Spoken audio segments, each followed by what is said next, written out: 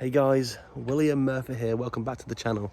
Welcome to another video, and welcome to 6 o'clock in the morning.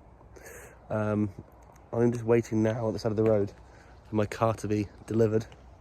The recovery was supposed to happen last night, but had a bit of an issue with the trailer, so they've had to stop and then come back out today. So any minute now, the wagon will be here with the Kuga, unload it, and we can, maybe this evening we can start looking at trying to rectify things. What a sorry little state.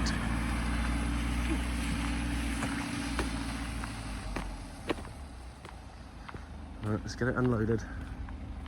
Let's see what happens. Okay, so as it stands, the temperature gauge is saying 90 degrees. We are blowing cold air through the fans, so that's not very nice. However, when I accelerate in a second, the temperature will, it did on the way here, will rise pretty dramatically. See if I can get it to do it again.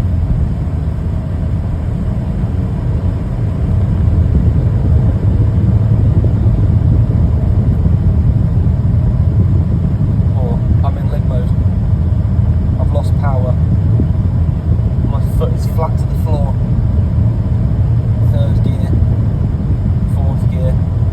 But you can see temperature gauge is going up, so something's not right. However, if I lift off the throttle,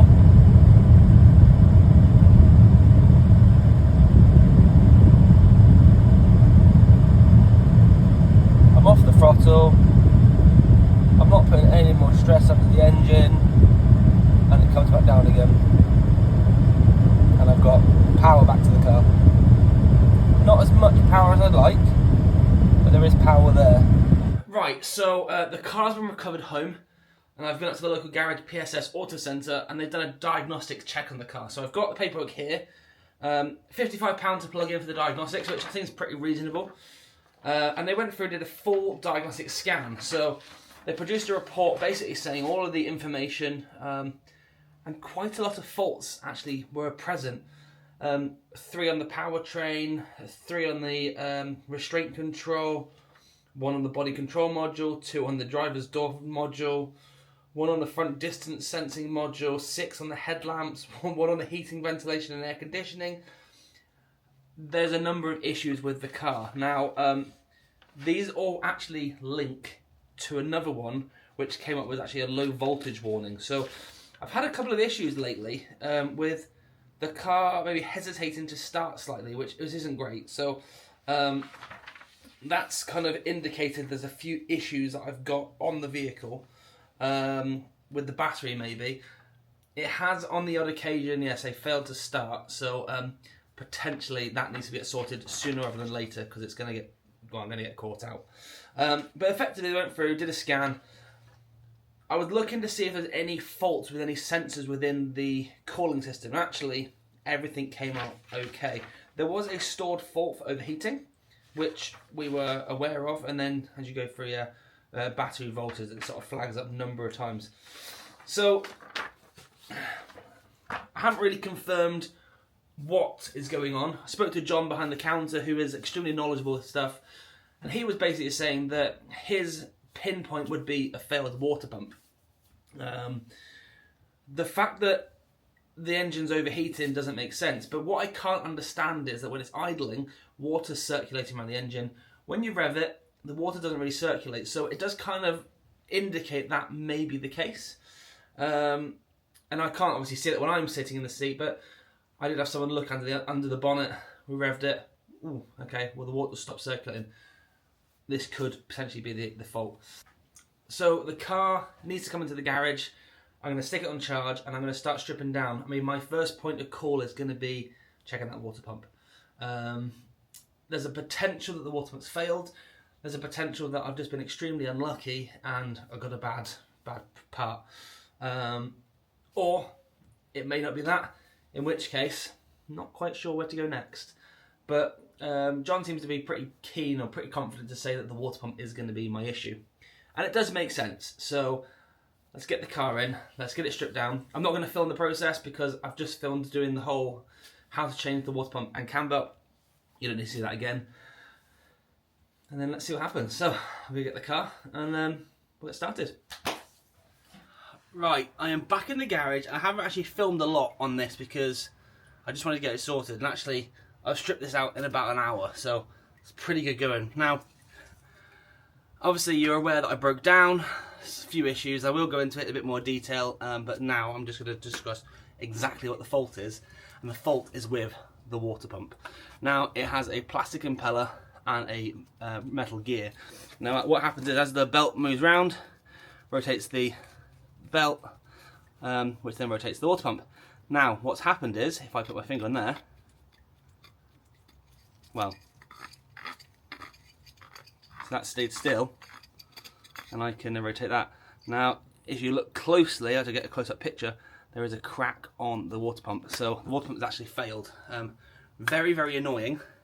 But I do have, in a box somewhere, maybe behind me, here we go, a genuine Ford water pump. Now, you can see when you hold the two gears, there shouldn't be any movement there, but it's moving nice and freely, no issues, no dramas whatsoever. So I'm going to fit this up now, get it all put back together, and yeah, genuine parts probably are the way forward. It comes with new bolts, which is great, so I'll torque them up. I think there's like 20 Newton meters, I think, from memory. I've got it written down somewhere.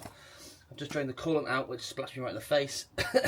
So yeah, we are where we are. But new water pump, out with the old, in with the new. That really bugged me. So when it's going at idle speed and it's turning around and it's circulating water, which is great, the second you put a bit of load, that is just, one's going faster than the other, so it's like circulating, failure. So yeah, really annoying, but great diagnosis from the garage at the road once again, and a massive thank you to them for helping me out with this car. So let's get it all back together, fill it with coolant, let's test it. Right then, who'd have thought a failed water pump? Now, I'm actually still to this day shocked, and I'm also really surprised and extremely happy that this failure didn't kill the engine. Then we got very lucky. We did a number of tests on the car to make sure everything was working, cleared all the faults, charged the battery, and the majority of those faults have now cleared, if not all of the faults have cleared. So I need to now run the car for a couple of days, weeks, and see what happens, keep my eye on everything, and fingers crossed. I seem to be very lucky that I didn't kill anything or haven't caused further damage by continuing to drive this vehicle. So a massive shout out, massive thanks once again must go to PSS Autocentre. If you're looking for someone to repair and maintain your car, they are the highly recommended people within North Wales, just off the A55, so really easy to get to. They cover a whole manner of things, and it's always great to go up there and catch up with Alex and John and the team, and yeah, see what else they've got in the workshop. They always have something quite fun and interesting up there. But yeah, the car's once again back on the road. Road test was a great success, and yeah, fingers crossed that has resolved my issues. I think looking at it and looking at obviously what John explained and looking at the fault and looking at the way that the water pump is, it's clear to see that there is a pretty significant issue there, which hopefully is now rectified. So thanks so much for watching. Thank you for I guess coming along on this journey from the regular maintenance of changing the water pump and cam belt to my breakdown and my public transport ordeal to now rectifying and identifying the fault. And hopefully this is the last we see of the Kuga for the time being, because it's one of those cars which is great to drive, but it seems to be one thing after the next after the next. And hopefully that's it now. We had a couple of sensor faults and brakes and bits and pieces done over the last year or so. So fingers crossed that's it. Anyway, thank you so much for watching. If you have enjoyed this, please hit the thumbs up button, comment down below, and if you haven't done so already, please consider becoming a subscriber to the channel. It really means a lot to me. The channel's growing from strength to strength lately. We've got loads of cool stuff coming up this year. I've got loads of stuff in the calendar already booked in, and I can't wait to share that all with you. I do need to tidy this place up, and we've got a car here coming to the channel very soon. So until then, thanks for watching, and I'll see you next time. Take it easy.